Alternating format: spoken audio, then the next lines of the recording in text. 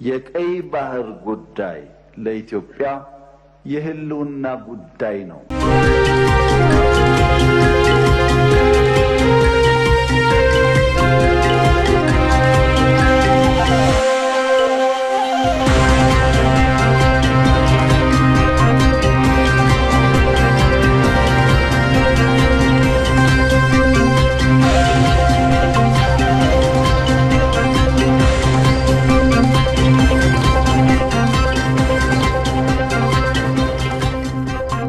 የቱርክ ፖሊስ ብጥብጥ ለማስነሳት እየተንቀሳቀሱ ነው ያላቸውን 76 ግለሰቦች በቁጥጥር ስር አውሏል።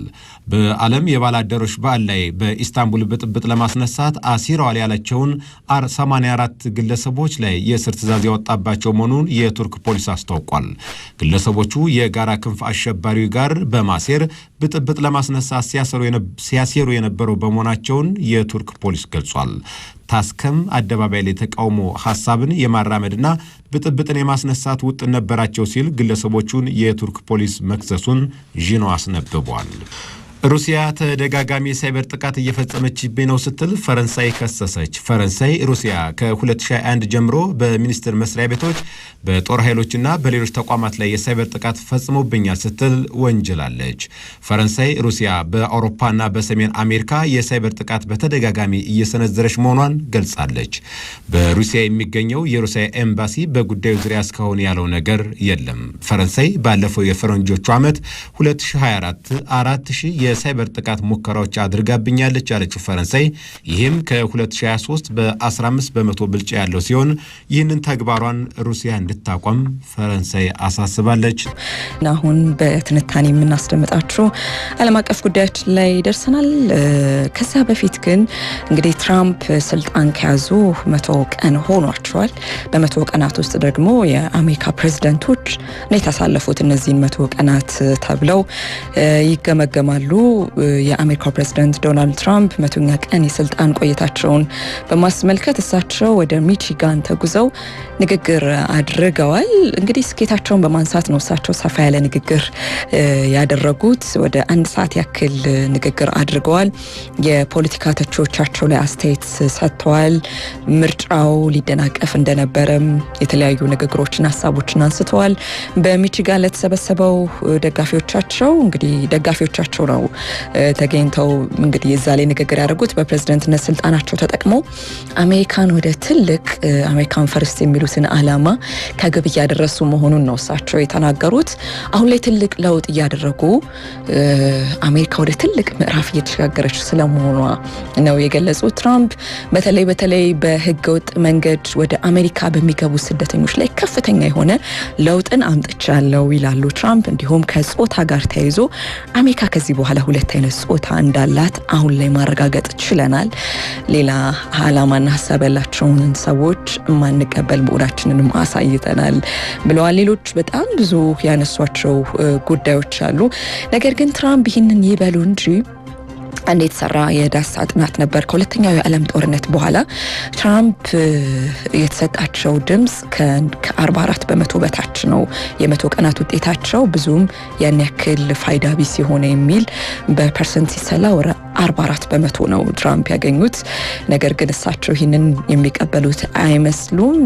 አሜሪካን ወደፊት ያስኬድኳት ነው የሚል አስተያየት ነው በሚቺጋን ተገኝተው ለደጋፊዎቻቸው የገለጹት። እንግዲህ ትራምፕ ከሌሎች የሀገራት ጋር ያላቸው ግንኙነትም የቆረፈደ ስለመምጣቱ ይነገራል። አሁን በትንታኔ የምንነግራችሁ ጉዳያችንም ወደ ካናዳ ይወስድንና አሜሪካ ከካናዳ ጋር ያላት ግንኙነት እየሻከረ መምጣቱን በተለይ ጠቅላይ ሚኒስትሯ ማርክ ካርኒ የገለጹበትን መንገድ በትንታኔ የምናስደምጣችሁ ይሆናል። ትራምፕ እኛን በመስበር ሀገራችንን መጠቅለል ይፈልጋሉ፣ ሆኖም ግን መቼም ቢሆን አይሆንም ሲሉ የካናዳው ጠቅላይ ሚኒስትር ማርክ ካርኒ ገልጸዋል። አሜሪካ ተገቢው ምላሽ ለመስጠት ግን ካናዳውያን አንደበታቸውን ይበልጥ እንዲያጠናክሩ አሳስበዋል። የዛሬው ዓለም አቀፍ ጉዳይ ትኩረቱን አድርጓል። ገነነ ብርሃኑ ይቀጥላል።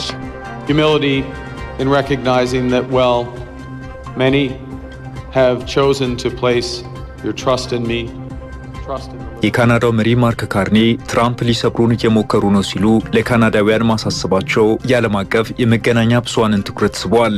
ማርክ ካርኒ ይህንን ያሉት ፓርቲያቸው የካናዳን የፌዴራል ምርጫ አሸንፎ ባደረጉት የድል ንግግር ላይ ነው። ጠቅላይ ሚኒስትር ማርክ ካርኒ የፕሬዝዳንት ዶናልድ ትራምፕን ካናዳን ከአሜሪካ ጋር የመቀላቀል ማስፈራሪያ ላይና አሜሪካ በከፈተችባቸው የንግድ ጦርነት ላይ ጉዳዩን የሚመጥን ለውጥ ማድረጋቸውን ገልጸዋል። ዶናልድ ትራምፕ የካናዳን ኢኮኖሚ በመጉዳትና የሀገሪቱንም ሉዓላዊነት በመዳፈር 51ኛዋ የአሜሪካ ግዛት እናደርጋታለን ማለታቸው ከዚህ በፊት ካናዳውያንን ማስቆጣቱ ይታወሳል። ዶናልድ ትራምፕ ካናዳን በተመለከተ ባደረጓቸው ንግግሮች ካናዳውያንን ክፉኛ ያስቆጡ ሲሆን እጅግ በርካታ የካናዳ ዜጎችም የአሜሪካን ዕቃዎች ያለመግዛት እንቅስቃሴ ማድረግና ለጉብኝት ወደ አሜሪካ የመጓዝ እቅዳቸውን እንደሰረዙ ተዘግቧል። ቀደም ብለው የምርጫ ድምፅ እንዲሰጡም ያደረጋቸው ይሄው የትራምፕ ንግግር እንደሆነ ተገልጿል።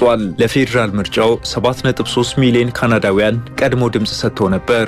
አሁንም አሜሪካ ከዚህ በፊት ተለምዶ በማያውቅ ሁኔታ ከካናዳ ጋር የጎሪጥ መተያየቷን ቀጥላለች። በዚህም ካናዳውያን ብሔራዊ ስሜታቸው እንዲጨምርና በአዲሱ ምርጫም ካናዳ ላይ ከአሜሪካ እየተቃጡ ላሉት ኢኮኖሚያዊና የሉዓላዊነት ጉዳዮች በተገቢው መልኩ ምላሽ ሊሰጥ የሚችል ፓርቲና መሪ ላይ ትኩረት አድርጓል የተባለ ሲሆን ለዚህም የሊበራል ፓርቲ ሁነኛ ሆኖ ተመርጧል። ማርክ ካርኒ ፓርቲያቸው ምርጫውን ካሸነፈ በኋላ በኦታዋ በደጋፊዎቻቸው ፊት ባደረጉት ንግግር አሜሪካን ለመጋፈጥ የካናዳ አንድነት እጅግ አስፈላጊ መሆኑን አሳስበዋል። አሁን ላይ አሜሪካ በፈጸመችብን ክህደት ድንጋጤ ቢሰማንም የወሰድናቸውን ትምህርቶች ግን አንዘነጋቸውም ብለዋል። አሜሪካ ልትሰብረን ፍላጎት አላት ያሉት ማርክ ካርኒ ሀገሪቱ በካናዳ ላይ ክፉ ማስቧን ለወራት ማስጠንቀቃቸውን ገልጸዋል። As I've been warning for months, America wants our land. ለወራት ሳስጠነቅቅ ነበር። አሜሪካ መሬታችንን፣ ሀብታችንን፣ ውሃችንን፣ በአጠቃላይ ሀገራችንን ትፈልጋለች። ይሄ በፍጹም አይሆንም። ግን ደግሞ ይሄ ተራ ማስፈራሪያ አይደለም። ፕሬዝዳንት ትራምፕ ሊሰብሩን እየሞከሩ ነው። ከዛ አሜሪካኖች ራሳቸው ሊያደርጉን። ይሄ ግን መቼምና እንዴትም ሊሆን አይችልም። That will never ever happen. ካናዳና አሜሪካ የሁለተኛው ዓለም ጦርነት ከተጠናቀቀ ጀምሮ እስከ ቅርብ ጊዜ ድረስ በጠንካራ ግንኙነትና በአብሮነት ሲሰሩ መቆየታቸውን ካርኒ አስታውሰዋል። ካርኒ የትራምፕን ንግግር ተራ ማስፈራሪያ አድርገው እንደሚወስዱትና ዝም ተብሎ የተነገረ እንዳልሆነም ከገለጹ በኋላ የካናዳውያን አንድነት ላይ አስምረውበታል። የዶናልድ ትራምፕ የካናዳ ላይ እንቅስቃሴና በካናዳ የተከሰተው የምግብና የቤት ዋጋ ንረት በፈጠረባቸው ጫና ስልጣን የለቀቁትን ጀስቲን ትሩዶን የተኩት ማርክ ካርኒ የካናዳ ማዕከላዊ ባንክ ሰራተኛ ነበሩ። የትራምፕ የሀገሪቱ ላይ ትንኮሳን አስመልክቶ በሰጧቸው ምላሾች ሰውየው እንዲመረጡ አስተዋጽኦ እንዳደረገላቸው የሚገልጹ ብዙ ናቸው።